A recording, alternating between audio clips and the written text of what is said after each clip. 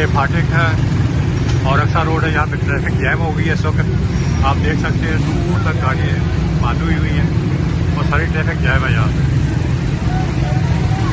आगे भी देखिए सारी ट्रैफिक